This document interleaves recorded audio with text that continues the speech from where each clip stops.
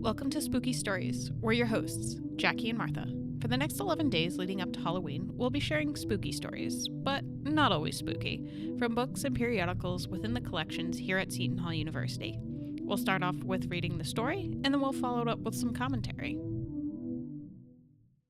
It is day 10 of Spooky Stories, and that means it is Goosey Night, also known as Mischief Night or Cabbage Night. While the story we are going to share was already shared a year or two ago, being read by one of our students, we have to share it again. It's too good not to share. So this is All Hallows Eve by Sarah Blanerhasset. The first day of November was dedicated to the spirit of fruit and seeds, from which no doubt originated the custom of eating nuts and apples on Hallow Eve. It was called Lamas Ahabal, the day of apple fruit. This word pronounced Lahamahul was corrupted by English settlers into lamb's wool, which name was given to a drink made of apples, sugar, and ale. So the apples are still eaten on All Hallows Eve by the merry company in the farmhouse kitchen in Ireland. And the young Irish girls will peel one carefully, taking care to keep the skin whole, which, when cast over the shoulder upon the floor, will fall into the form of the initial letter of her future husband's name.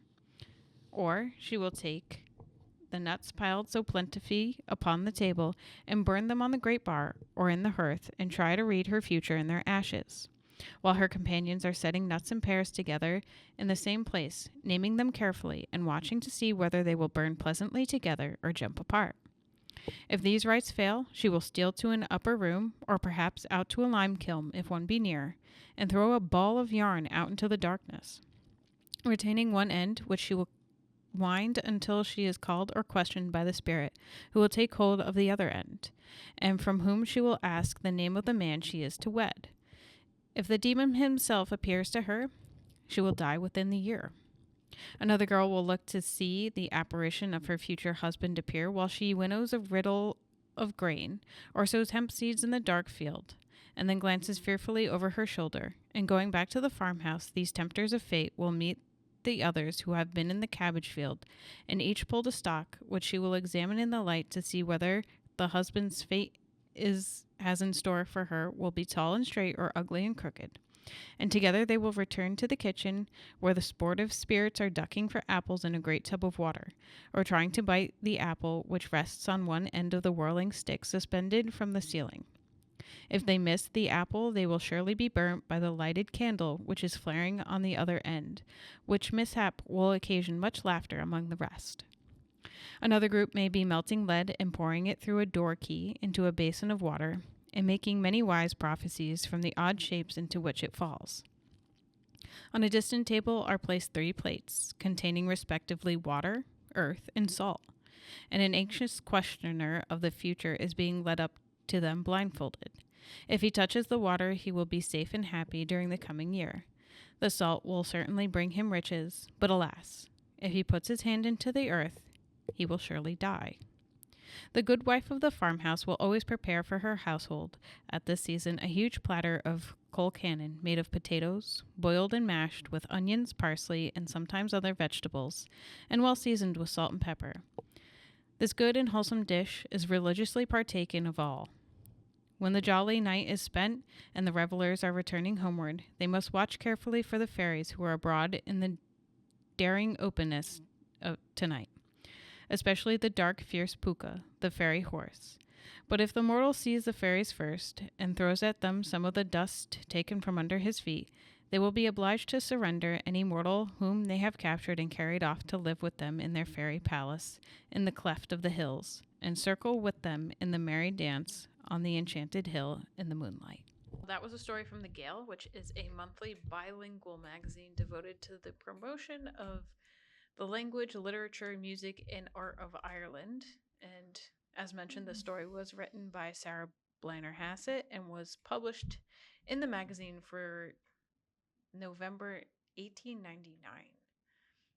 And I actually love that article because while we didn't read the entire thing, it actually talks about November Eve and their celebrations, not just November, but also May Eve or May Day, which is another big festival in Celtic culture. Yeah. Actually, there were 4, and they kind of also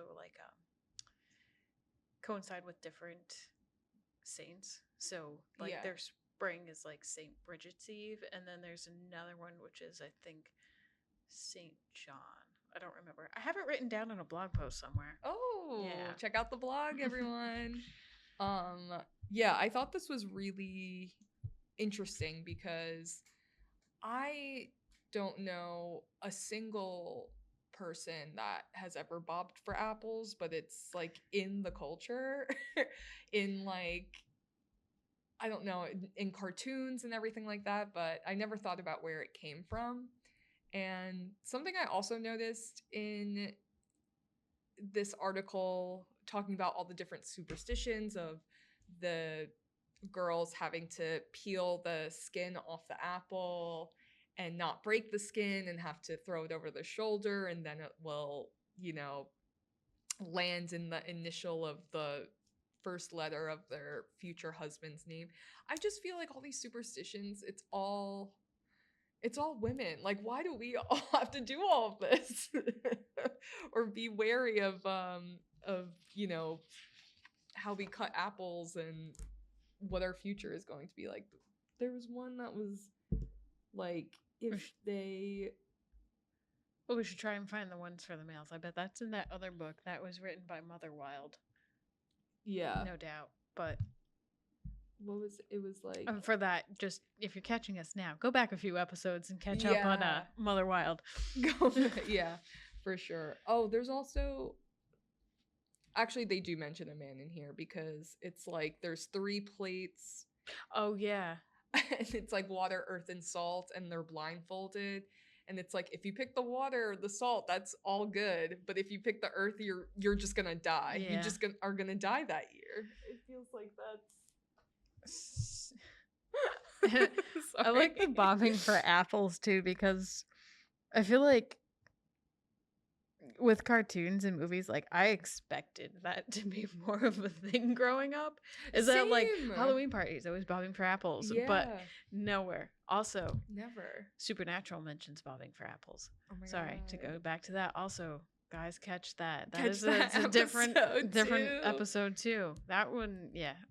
But that and quicksand. You ever notice that they talked a lot about quicksand? And I always thought I didn't counter more quicksand in life, but I never did. Totally. I was like, this is something that I'm going to have to deal with for the rest of my life. Yeah. And it's never once. No. Never once come that up. And does bobbing it, for apples. It does like actually exist, right? Yes, it does. Okay. Quicksand does exist. Yeah, I mean, I don't also, know what like, to believe anymore. Indiana Jones deals a lot with quicksand, especially in the 4th one where they're sinking. And he starts to talk about the viscosity of the thing. But bobbing for apples. Back to bobbing for apples. I imagine it's really hard too. Yeah. But I mean, it's already like, think about, I don't know, like biting into an apple just normally, it kind of takes a lot of jaw power. Yeah, well, you gotta think too, like, and the now apple's it's like slippery and I would be really bad at it, I think. Yeah.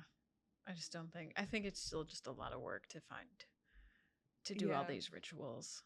If you've ever bobbed for apples, let us know. Yeah. How that went, because I don't see it going very well. I wonder if it's still present in like cartoons or like shows nowadays. Like the generation growing up know about this? Do they know about it? I don't know, actually. That's a good question. Yeah. Or did it kind of like fall out of flavor? Like, because I feel like it was just always a Halloween thing. Yeah, it was always a Halloween thing. And like a Halloween party thing. Yeah. It's really weird to like know that. And like Pin and Tail on the Donkey. Did you ever do that? I never did that. But I mean, like, it's not exciting. But what do they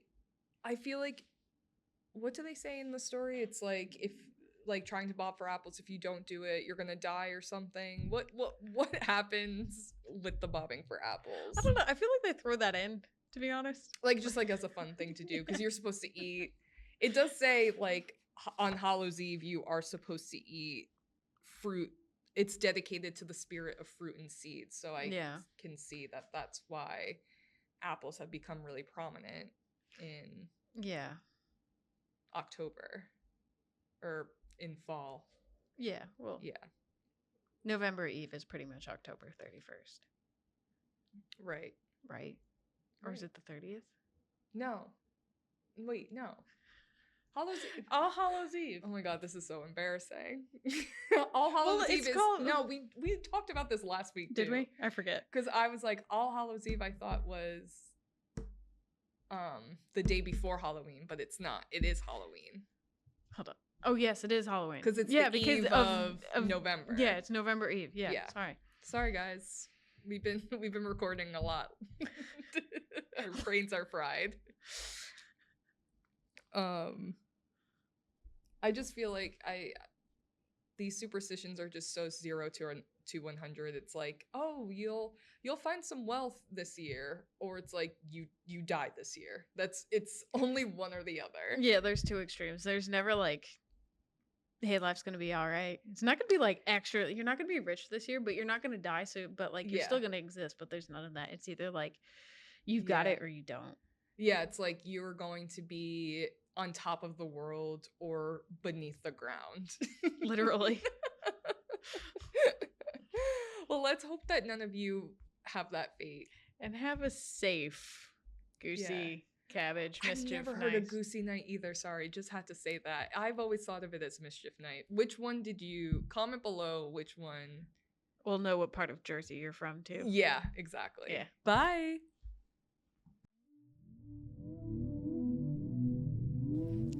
That's it for today's episode of Spooky Stories. We are your hosts, Jackie and Martha.